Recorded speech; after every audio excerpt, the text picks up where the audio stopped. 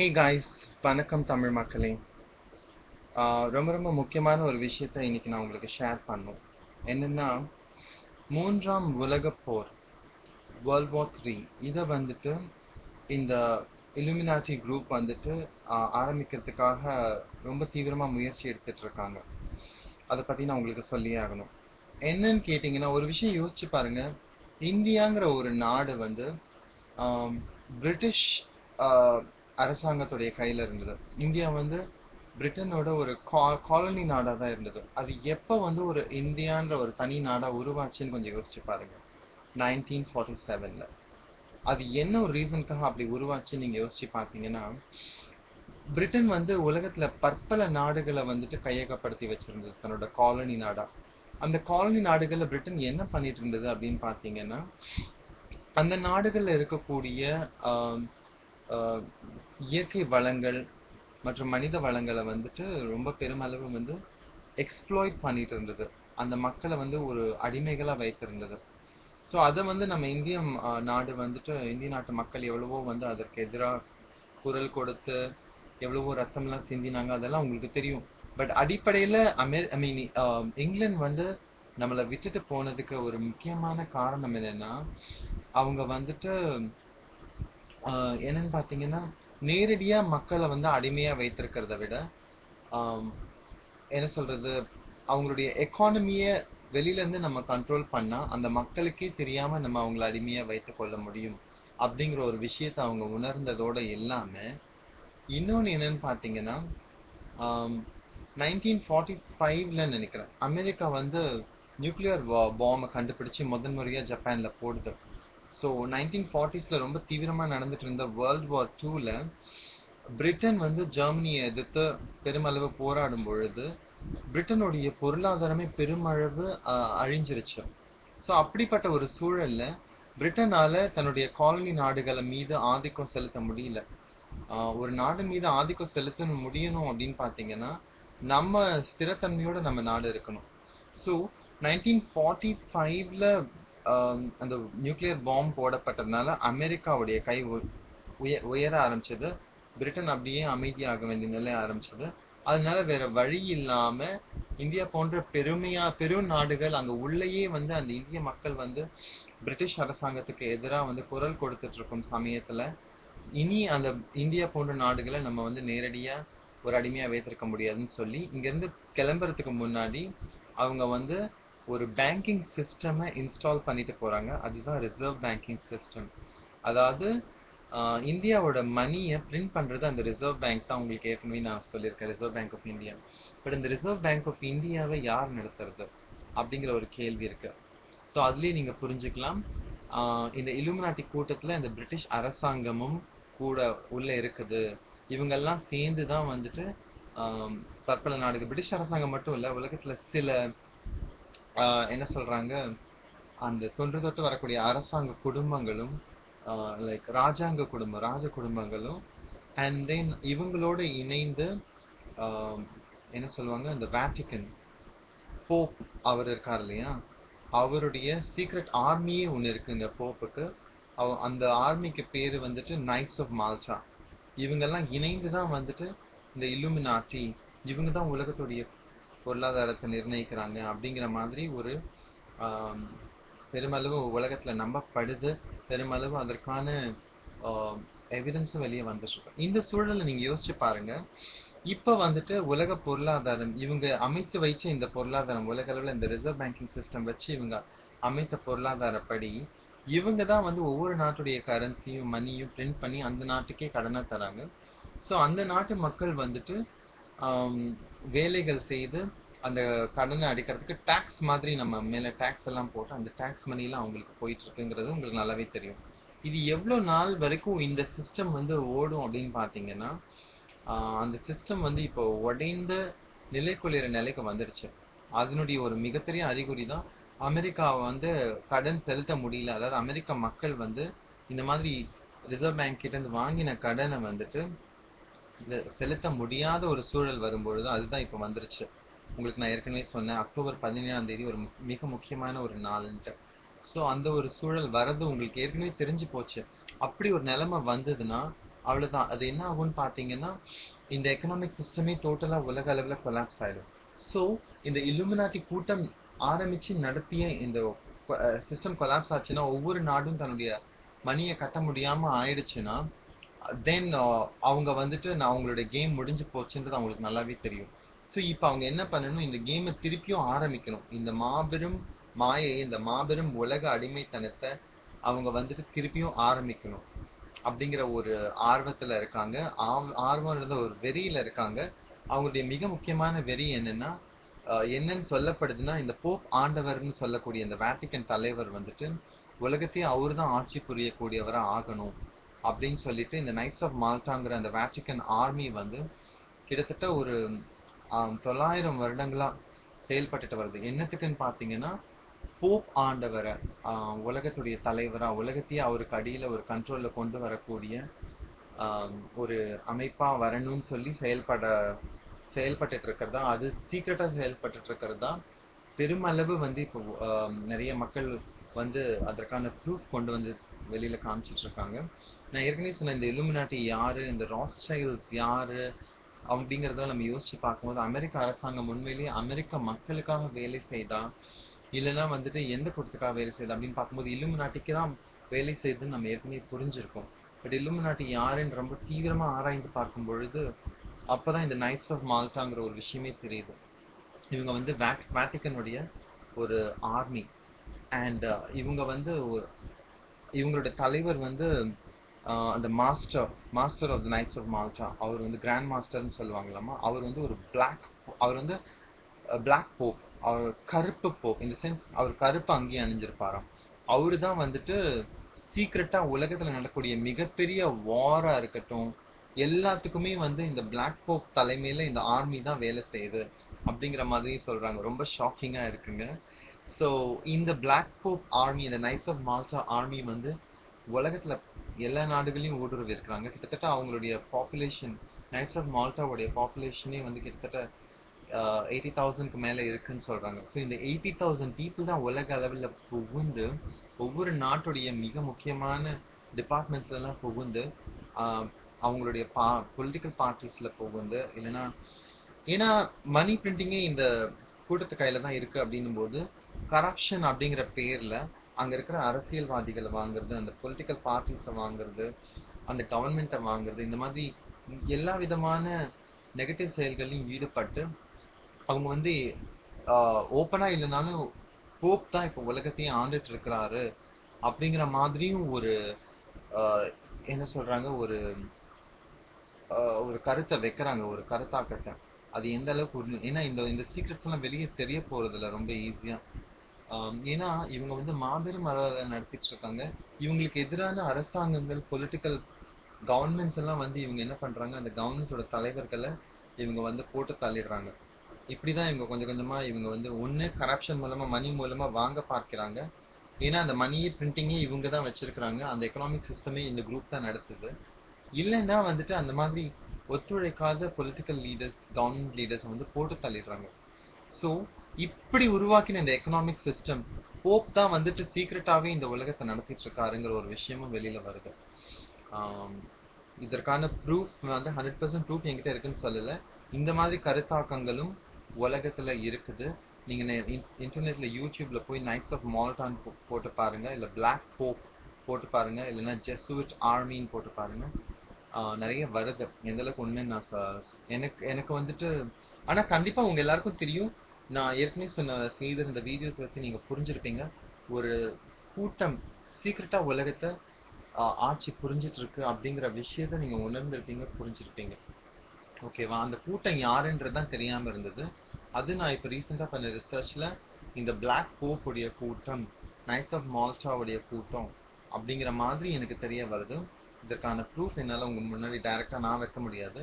In fact இந்த விஷயம் வந்து ரொம்ப சீக்ரெட்டா தான் இருந்திருக்கு உலக அளவுல. அண்ட் இதை வெளியில கொண்டு வரவங்க, பெருமளவு வெளியே கொண்டு வரவங்களை வந்துட்டு அமெரிக்காலையும் சரி உலக அளவுலையும் சரி நிறைய பேர் கொல்லப்படுறாங்க அப்படிங்கறதும் தெரிய வருது. சரி, இப்படி இருக்க சூழல்ல இவங்க உருவாக்கின இந்த எக்கனாமிக் சிஸ்டம் இப்ப வந்துட்டு படும் மோசமான நிலையில உலக அளவுல வெடிச்சு செதற போகுதுங்கிறது உங்களுக்கு தெரிஞ்ச ஒரு விஷயம். ஏன்னா அமெரிக்கா வந்து பேமெண்ட் டிஃபால்ட் பண்ணுச்சுன்னா அது உலக அளவில் ஒரு பெருமளவு ரிப்பிள் எஃபெக்டை உருவாக்கும். அதன் மூலமா இந்த எக்கனாமிக் சிஸ்டமே உலக அளவில் பெருமளவு அடி வாங்குங்கிறது உங்களுக்கு தெரியும். ஸோ இந்த மாதிரி சூழல்ல தான் இந்த 3ஆம் உலகப் போர் வந்து ஒரு முக்கியமான ஒரு விஷயமா இருக்கு. என்னன்னு கேட்டீங்கன்னா, அமெரிக்கா போன்ற இப்போ வந்து ஒவ்வொரு நாடுகளையும் இவங்க வச்சு அந்த நாடுகளுக்கு ஒரு ரிசர்வ் வங்கியை உருவாக்கி அந்த ரிசர்வ் வங்கியோட பணத்தை இவங்க பிரிண்ட் பண்ணி அந்த நாட்டு மக்களை அடிமையாக்கும் பொழுது, இப்போ வந்து அந்த நாட்டு மக்களால பணமே செலுத்த முடியலன்னு ஆயிடுச்சுன்னா என்ன ஆகும்? நெக்ஸ்ட் அவங்க என்ன பண்ணுவாங்க? வேற ஏதாவது விதத்துல யோசிப்பாங்க. கம்யூனிசம் உருவாக்கலாம், இல்ல வேற ஏதாவது சம்திங் டிஃப்ரெண்டா யோசிப்பாங்க. பட் இந்த கூட்டம் வந்து உலகத்தையும் உலக நாடுகளையும் தன்னோட கண்ட்ரோல்ல வச்சுக்கணும்னு நினைக்கிற இந்த கூட்டம் அவங்கள அடிமைகளா வைத்துக் கொள்ள வேண்டும். மக்கள் வந்து ஃப்ரீடமா இருக்கவே கூடாது. எப்பவுமே அவங்களுக்கு வேலை செய்பவர்களாகவும் அவங்க சொல்றதை செய்பவர்களாகவும் இருக்க வேண்டும்னு நினைக்கிற இந்த கூட்டம் வந்துட்டு இதை ஒத்துக்கொள்ளாது. அதனால என்ன பண்ண பாக்குறாங்க? 3ஆம் உலகப் போரை இவங்க ஸ்டார்ட் பண்ண பாக்குறாங்க. அதுக்காக தான் நீங்க பாத்தீங்கன்னா செப்டம்பர் மாதத்துல வந்துட்டு ஆகஸ்ட் செப்டம்பர் மாதத்துல சிரியா மேல ஒரு அபாண்ட பழி போட்டு சிரியா கவர்மெண்ட் வந்துட்டு அந்த நாட்டு மக்கள் மீதே ஆம், ரசாயனங்களை ஐ மீன் பெரும் பாதிப்பு ஏற்படுத்தக்கூடிய ரசாயனங்களை போட்டு கொன்றார்கள் அப்படின்னு சொல்லி சிரிய அரசாங்கம் மேல ஒரு மாபெரும் ஒரு தம்பட்டம் அடிச்சு சிரியாவை படையெடுப்போம், சிரியாவுடைய ஆஹ் ஆம், படை படை பலத்தை வந்து நாங்க தாக்க போறோம் அப்படின்னு சொல்லிட்டு இருந்தாங்க. அதற்கு வந்து பெருமளவு எதிர்ப்பு வந்ததுனால வேற வழியே இல்லாம அவங்க கைவிட வேண்டிய நிலை ஆயிடுச்சு. ஏன்னா இப்போ இந்த அக்டோபர் 17th அமெரிக்கா டிஃபால்ட் பண்ண போற விஷயம், அமெரிக்கா இப்போ ஆல்மோஸ்ட் டிஃபால்ட் பண்ற நிலைமையில இருக்குங்கிற விஷயம் அவங்களுக்கு ஏற்கனவே தெரிஞ்சதுனால எக்கானமி பெருமளவு உலக அளவுல கொலாப்ஸ் ஆக போகுதுன்னு அவங்களுக்கு தெரிஞ்சதுனால எவ்வளவு சீக்கிரத்துல ஒரு வேர்ல்ட் வார் ஆரம்பிக்க முடியுமோ அவ்வளவு சீக்கிரத்துல ஆரம்பிக்கலாம்னு அவங்க ஒரு ஆர்வத்துல இருக்காங்களாம். அதனாலதான் அந்த சிரியா வாரை எப்படியாவது ஸ்டார்ட் பண்ணணும்னு நினைச்சாங்க. ஆனா பெருமளவு அவங்களுக்கு உலக நாடுகளுடைய சப்போர்ட் இல்லாததுனால அவங்க வந்து அந்த போரை ஸ்டார்ட் பண்ண முடியாம போச்சு. ஆனா இப்போ வேற ஏதாவது ஒரு வகையில எப்படியாவது வந்துட்டு ஆஹ், போரை ஸ்டார்ட் பண்ணணும்னு நினைக்கும் போது அவங்க கையில இருக்கிற ஆயுதங்கள் வந்துட்டு நார்த் கொரியா மேல இப்போ குறி வைக்கிறாங்க. நார்த் கொரியா கிட்ட போய் அவங்க வந்து என்ன பண்ணாங்க? அவங்க நிறைய நேவல் எக்ஸசைசஸ், அதாவது கடல்ல போயிட்டு அமெரிக்கன் நேவி வந்து வேண்டுமென்றே அங்க எக்ஸசைசஸ் செய்யறாமா. நார்த் கொரியா ஏற்கனவே ஒரு எதிரி நாடு. ஸோ நார்த் கொரியாவை வேணும்ட்டே ப்ரொவோக் பண்றாங்க. ஸோ ப்ரொவோக் பண்ணும்போது நார்த் கொரியா ஏதோ ஒரே ஒரு அட்டாக் பண்ணுச்சுன்னா உடனே இவங்க வாரை ஸ்டார்ட் பண்ணி அவங்க எந்தெந்த எதிரி நாடுகள் இருக்கோ அது எல்லாத்தையும் தாக்க ஆரம்பிச்சு ஒரு வேர்ல்ட் வாரை ஸ்டார்ட் பண்ணலாம் அப்படின்னு நிலைமையில இருக்காங்க. வேர்ல்ட் வார் ஸ்டார்ட் பண்றதுனால இவங்களுக்கு என்ன பலன் இருக்கும்னு பாத்தீங்கன்னா, ஒரு மாபெரும் பாதிப்பு பொதுமக்களுக்கு இருக்கும். பொதுமக்களாகிய நம்மளுக்கு பெருமளவு நம்ம உலக அளவுல வந்துட்டு கோடான கோடி மக்கள் வந்துட்டு படுகொலை செய்யப்படுவோம். அது ஒன்று. இன்னொன்னு இல்லாம இந்த ஆம், அணு ஆயுத அஹ், அணு ஆயுதங்கள் வந்துட்டு பெருமளவு பரவி இருக்கிற இந்த உலக சூழல்ல உலக அளவுல அணு ஆயுதங்கள் பயன்படுத்தப்பட்டால் எத்தனை நகரங்கள் பஸ்மமாகும் அப்படிங்கறதையும் நீங்க யோசிச்சு பாருங்க. அப்படிலாம் நடந்தாலும் பரவாயில்லன்னு இவங்க வேர்ல்ட் வாரை ஏன் ஸ்டார்ட் பண்ண பாக்குறாங்கன்னா, ஏன்னா இவங்க கண்ட்ரோல்ல இருக்க எக்கனாமிக் சிஸ்டம் கொலாப்ஸ் ஆற நிலைமையில இருக்கிறதுனால மக்களும் விழித்தெழ ஆரம்பிச்சிட்டாங்க இந்த எக்கனாமிக் சிஸ்டத்தை பத்தி. அப்படின்னும் பொழுது திருப்பி இவங்களால இந்த எக்கனாமிக் சிஸ்டமை உருவாக்க முடியாது. அதற்கு பதிலா அவங்க என்ன பண்றாங்க? நாடுகளுடைய எல்லைகளையும் நாடுகளோட அமைப்பையுமே மாத்த பார்க்கிறாங்க. ஸோ ஒண்ணு உலகத்தை ஃபுல்லா ஆக்குபை பண்ணி ஒரே நாடா அறிவிச்சு அதுக்கு இவங்க தான் தலைவர்கள்னு அறிவிச்சு அதுதான் அவங்களுடைய தொன்று தொட்டு அவங்களுடைய ஒரு குறிக்கோளாவே இருந்ததுன்னு அவங்களுக்கு ஏற்கனவே சொன்னேன். அப்படி அறிவிச்சுட்டு அவங்க வந்துட்டு அதே மாதிரி ஒரு பேங்கிங் சிஸ்டம் உருவாக்கி அந்த நாட்டுடைய உலகத்தின் ஒரே நாடாகிய அந்த அந்த புது நாட்டுக்கு அந்த நியூ வேர்ல்ட் ஆர்டர்னு அவங்க சொல்றாங்க. அந்த புது நாட்டுக்கு அனைத்து சட்டங்களும் இவங்க தான் உருவாக்குவாங்க. ஸோ எந்த அளவுக்கு அவங்களால வந்துட்டு ஆஹ் மக்களை இன்னும் பெருமளவு அடிமைப்படுத்த முடியும் அப்படிங்கறதையும் நீங்க யோசிச்சு பாருங்க. இன்னொன்னு, ஏன்னா இந்த அளவுக்கு சூட்சமமா யோசிக்கக்கூடியவங்க, மக்கள் அடிமையாவே வைத்திருக்கணும்னு யோசிக்கக்கூடியவங்க எந்த அளவுக்கு அவங்க கையில முழுமையான அரசாங்கம் கிடைச்சிருச்சுன்னா, அரசாட்சி கிடைச்சிருச்சுன்னா அவங்க என்ன பண்ண முடியுங்கிறத யோசிச்சு பாருங்க. இரண்டாவது இன்னொன்னு யோசிச்சு பாருங்க, அப்படி இல்லைன்னா கூட அவங்க பேங்கிங் சிஸ்டம் அவங்க ஓபன் பண்ணி ஆஹ் உலக மக்களுடைய பணத்தை அந்த அந்த புது நாட்டுடைய பணத்தை இவங்களே அச்சிட்டு எல்லாருக்கும் கொடுக்க போறாங்க அப்படின்பொழுது ஒரு மாபெரும் அளவுல பெரும் அழிவை ஏற்படுத்தி இவங்க வந்து ஆக்குபை பண்ணணும், உலகத்தையும் ஒரு புது நாடா அறிவிக்கணும். இல்லைன்னா கூட இப்ப புது புது நாடுகளா கூட உருவாகிறதுக்கான வாய்ப்பு இருக்கு. அமெரிக்காவையே சின்னாபின்னமாக்கி, மெக்சிகோ போன்ற எல்லா நாடுகளையும் சின்னாபின்னமாக்கி, இந்தியாங்கிற ஒரு நாடு கூட இல்லாம மாறி வேற ஒரு நாடா ஆகலாம். தமிழ்நாடுங்கிறது வந்து வேற ஒரு நாடோடைய இணையலாம், இல்ல வேற தமிழ்நாடும் இலங்கையும் இணையலாம். என்னென்னமோ இருக்குதுங்க, என்னென்னமோ வாய்ப்புகள் இருக்கு. ஏன்னா வேர்ல்டு வார் 2 முடிஞ்ச அப்புறம் தான் இந்தியாங்கிற ஒரு நாடு உருவாகுதுங்கிறத நீங்க நல்லா புரிஞ்சுக்கணும். இப்ப வேர்ல்டு வார் 3 வரும்பொழுது எந்த அளவுக்கு பொருளாதார மற்றும் நாடுகளுடைய எல்லை கோடுகளுடைய மாற்றங்கள் அப்படிங்கிற இதெல்லாம் வரக்கூடும். பட் அது வர்றதுக்கு முன்னாடி எந்த அளவுக்கு கோடான கோடி மக்கள் வந்துட்டு பேரழிவு சந்திக்க நேரிடும், இதெல்லாம் நீங்க முதல்ல புரிஞ்சுக்கணும். ஸோ ஆனா இந்த வேர்ல்ட் வார் இவங்க ஸ்டார்ட் பண்றதுக்கு முன்னாடியே குளோபல் கொலாப்ஸ் ஆயிடுச்சுன்னா ஐ திங்க் எனக்கு எனக்கு அந்த அளவுக்கு நான் நினைக்கிறது உண்மையா இல்ல இது ஐ மீன் வெளியில ஐ மீன் ஒரு உறுதியா நடக்கக்கூடிய ஒரு விஷயமான்னு எனக்கு தெரியல. என்னன்னா அமெரிக்காவுடைய டாலர் கொலாப்ஸ் ஆயிடுச்சுன்னு வச்சுக்கோங்களேன், அமெரிக்கா தன்னுடைய ஆர்மியை ரன் பண்ண முடியாது. அப்போ அவங்களால எந்த ஒரு போர்லயும் ஈடுபட முடியாது. அதனால அந்த டாலர் சீக்கிரமா கொலாப்ஸ் ஆயிடுச்சுன்னா அவங்களோட ஆர்மி அவங்க திருப்பி பெற வேண்டிய சூழலுக்கு ஏற்படும் நான் நினைக்கிறேன். எந்தெந்த நாடுகள்ல எல்லாம் அவங்க ஆர்மி இருக்கோ அதை திருப்பி பெற வேண்டிய சூழல் ஏற்படும் நினைக்கிறேன். ஸோ இந்த கூட்டம் ரொம்ப வாலாட்டிட்டு இருக்க இந்த கூட்டத்துக்கு ஒரு சரியான முடிவு வந்தே ஆகணும். ஏன்னா மனிதர்களை வந்துட்டு ஆயிரக்கணக்கான ஆண்டுகளா வந்துட்டு ஏதோ ஒரு கூட்டம் வந்துட்டு அடிமைப்படுத்தியே வச்சிருக்கு. அதனாலதான் நமக்கு வந்து முழுமையான சுதந்திரம்னா என்ன, நம்ம நினைச்சபடி நம்மளால இருக்க முடியுதா அப்படிங்கிற ஒரு கேள்விகள் என்னைக்குமே நம்ம கேட்டுட்டு இருக்கோம். என்னைக்குமே யாராவது ஒரு அரசாங்கம் நம்மள ஆட்சி புரியறது தான் மனித வாழ்க்கை அப்படின்னு நம்ம வந்து ரொம்ப ஆழமா நம்ம நம்புறோம். அப்படி கிடையாதுங்க. ஒவ்வொரு தனி மனிதரும் சுதந்திரமா தான் இந்த உலகத்துல பிறந்திருக்காங்க. அவங்கள வேற ஒருத்தங்க ஆட்சி புரியணும்ன்ற அவசியம் இல்லை. பெண்களை வந்து ஆண்கள் வந்துட்டு கடவுளின் பேர்ல வந்து பெண்ணாலே வந்து ஒரு ஆணுக்கு சேவை செய்யதான் பிறந்தவள் அப்படின்ற ஒரு பார்வையில அடிமைப்படுத்துறதோ, இல்லைன்னா வந்துட்டு ஜாதியின் பெயர்ல கீழ் ஜாதியினர் மேல் ஜாதியினருக்கு சேவை செய்யவே பிறந்தவர்கள் அப்படிங்கிற ஒரு விதத்திலையோ இந்த மாதிரி பொய்களை சொல்லி இந்த அரசாங்கங்கள் வந்துட்டு மதம் என்னும் பேர்ல வந்து உலக அளவுல என்ன பண்றாங்க, அடிமைத்தனத்தை உருவாக்கி இருக்கிறாங்க. ஸோ அதுல நம்ம எல்லாம் உள்ள ஊறி இருக்கோம். அதனாலதான் நமக்கு வந்து அரசாங்கம் இல்லாத ஒரு வாழ்க்கையை வாழ முடியுமா நம்ம யோசிச்சு கூட பார்க்க முடியல. பிறந்தவர்கள் நமக்கெல்லாம் ஒரே ஒரு தலைவர். அந்த தலைவர் வந்து அதை வந்து நான் கடவுளின் பேர் கூட நான் சொல்ல விரும்பல, இயற்கை. அது நம்மளை படைத்த நம்ம நம்ம உயிரை கொண்டு போறதுக்கும் இயற்கைக்கு தான் வந்து முழுமையான உரிமை இருக்கு.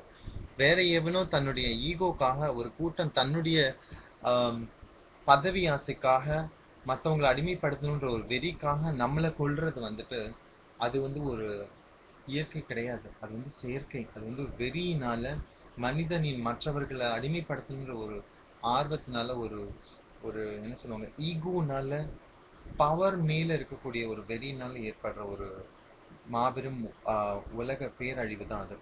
அப்படி உலகம் அழியறதை நம்ம ஒத்துக்கொள்ளவே கூடாது. அதனாலதான் நான் திரும்ப திரும்ப சொல்றேன், love is the only weapon.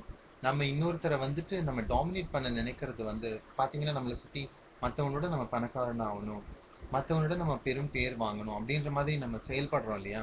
அதனுடைய பெரும் வெளிப்பாடு தான் நாடுகள் வந்து ஏன் நாடு பெருசா இருக்கணும், ஊன் நாடு பெருசா இருக்கணும்னு சொல்லிட்டு. ஸோ இந்த ஈகோங்கிற ஒரு விஷயம் வந்துட்டு மனிதன் பிரித்து வைக்கிற ஒரு விஷயம். நானும் இன்னொருத்தனும் வித்தியாசம் கிடையாது, நானும் இன்னொருத்தையும் வித்தியாசம் கிடையாது. நம்ம எல்லாரும் ஒன்றுதான், ஒரே சோர்ஸான நேச்சர்ல இருந்து வந்திருக்கோம். ஸோ அந்த நேச்சர் வந்து நம்மளை வந்து நீங்க வந்து பங்கிட்டு ஆனந்தமாக அன்போடு நீங்க வாழ்ந்தீங்கன்னா உங்களுக்கு மாபெரும் பொக்கிஷங்களை நான் வழங்குறேன். அது வந்து நம்மளுக்கு சொல்லாம சொல்லி காமிச்சிட்டே இருக்கு. ஆனா நம்ம என்ன பண்றோம், நான் பெருசா நீ பெருசான்ற சண்டையில என்ன பண்றோம், மனிதர்களையும் அழித்துவதோடு இல்லாம இயற்கையும் நம்ம பெருமளவு அழித்துட்டே வரோம். ஸோ அதை நம்ம உணர்ந்து கொள்ளணும். அதனுடைய உச்சக்கட்டம் தான் இந்த 3ஆம் உலக போரா இருக்கும். ஸோ எந்த அளவுக்கு நீங்க வந்து இந்த 3ஆம் உலக போரை தடுக்க உதவ போறீங்க இல்ல வந்து செயல்பட போறீங்க அப்படின்னு பாத்தீங்கன்னா, நீங்க அன்பில் செயல்பட வேண்டும். உங்களை சுற்றி உள்ளவர்கள் கிட்ட நீங்க அன்பு செலுத்துங்க.